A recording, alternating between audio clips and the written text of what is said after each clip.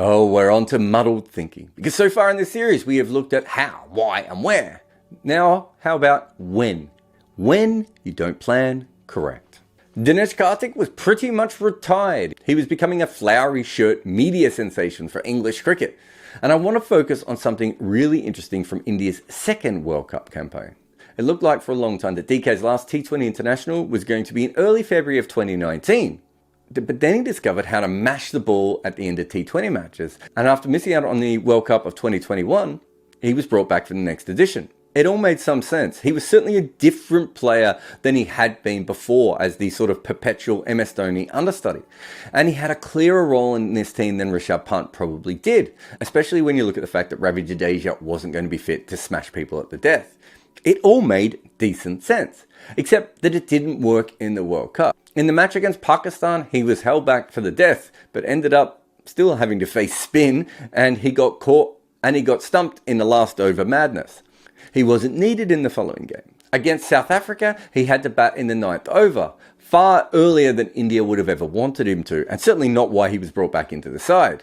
His innings of 6 for 15 looks horrible. If you don't factor in, then it looked like India was going to get rolled for under 100 at that point. And it did allow for Sky to do his thing. Again, not his role, but he didn't perform very well. It's also worth mentioning that in that game, DK had been injured, a back spasm. So Pant had actually gone on to keep in that game. DK was back in the next match. Finally, against Bangladesh, he comes in and gets to do his thing. Coming in with 29 balls left, and death hitting was the job. He got one away and then was run out. But coming into the next match, DK was dropped or rested. Rohit Sharma said that they wanted to give Pant a game of practice, which would only make sense if they actually intended to play for him in the semi-finals, which would have meant that DK was in fact dropped. Yeah, there's a lot going on there. Now, I love Rishabh Pant, and I think he's a massive talent, and I believe that India hasn't got anywhere near the most out of him in T20 cricket at the moment. And if he was going to bat in the top 5 and perhaps replace one of the redundant anchors, I would have been all for it. But him batting at the death in a knockout semi-final with one game in hand and a handful of balls under his belt seemed icky. The idea seemed to be that India thought spin would play a bigger role and that Pant could capitalise on that. But they never actually promoted him to do that job. And instead they used him at the death and he was run out after a few balls. The interesting thing is that's very similar to what happened to DK in one of his other games. Batting at the death is a tough gig. You don't make as many runs as other players because you do get run out more often, and also you're swinging off your ass sometimes even from ball 1.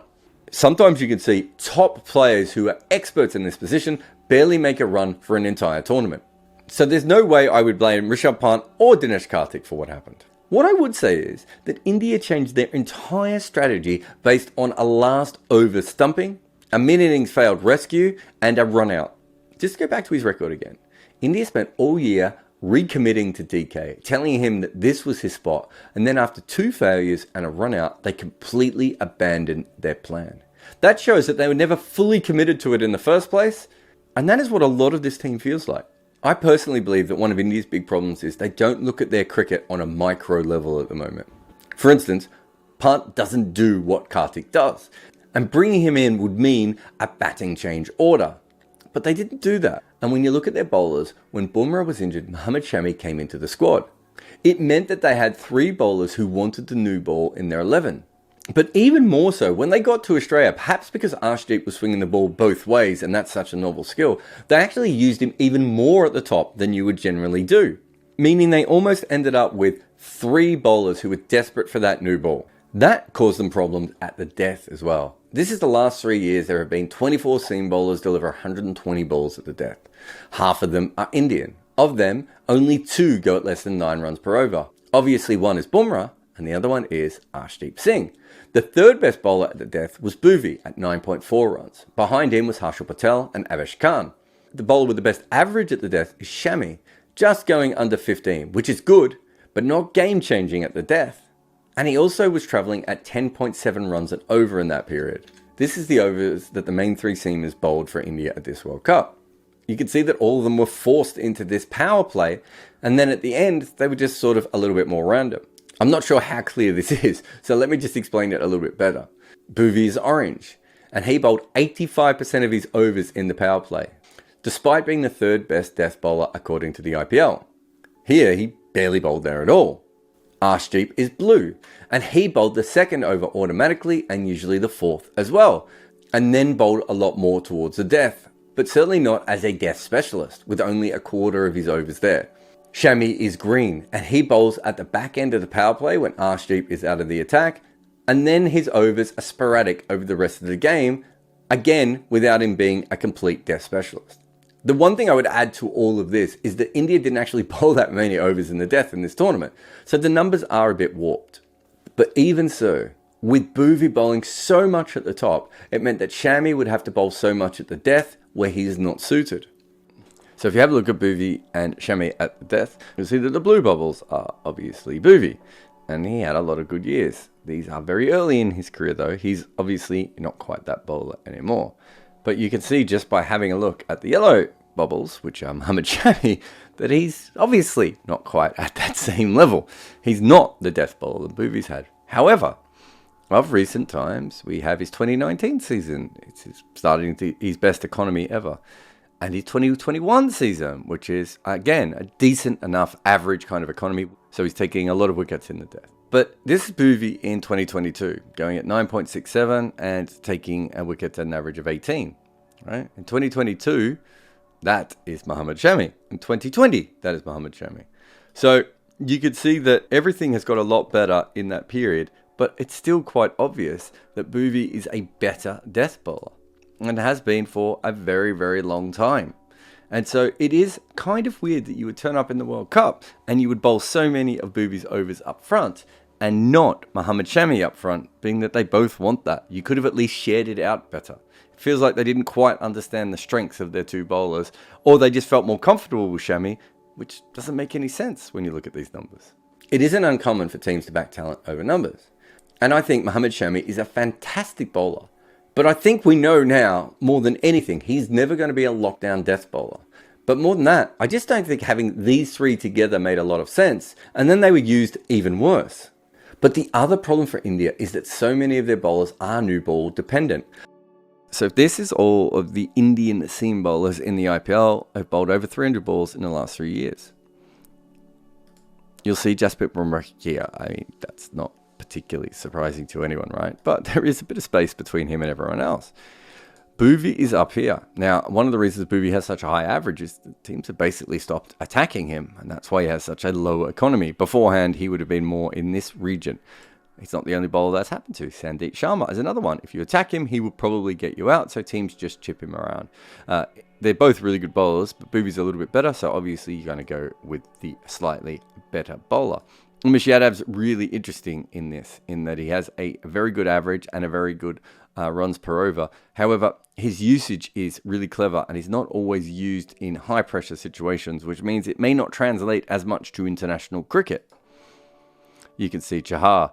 Then you come to this big cluster down here. Harshal Patel is the slower ball bowler. He was in the squad and wasn't used. It wasn't really slower ball like conditions. That might have been the reason they didn't use him. However, it would have been interesting to see him have a go in that World Cup. Then you've got Mohammad Shami. Those are really good numbers. I would say his numbers have been tested a lot more than Umesh Yadav has. And I would say that if you're going to pick one of the two of them, Mohammad Shami certainly makes a lot more sense. Avesh Khan. Interesting, because I rate him really highly, and it doesn't seem to be rated quite as highly by the Indian management as I certainly look at him. But he would have been another interesting choice. And then over here you have Arshdeep Singh. Part of the reason is he's a left armer, which gives him an advantage here. But also, his slightly higher runs per over is because he's such a death bowler. And he's always going to be slightly higher than some of the others who maybe don't bowl quite as much at the death as he does. So you look at all this, and you can see that India have taken their bowlers from this band here.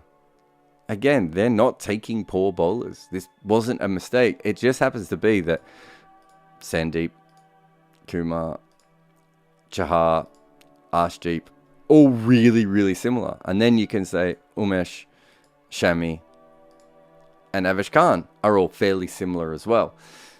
The problem really is that they're creating just a couple of different kinds of bowlers. And they've been lucky because this guy is absolutely different to almost everyone else in world cricket. And they probably thought that this was going to be really handy when they went to Australia. And unfortunately, the conditions didn't quite back that up. But India are picking from their best bowlers. That's maybe not quite the case with batting. the biggest problem here is that they just have so many bowlers who are so similar. So if we just have a quick look, there's a couple of other bowlers that are really interesting here. You would want Siraj's numbers to be much better. I think he's a little bit of a different kind of bowler than some of the others here, and we've seen him have great years in the IPL, and we've seen him have terrible years in the IPL.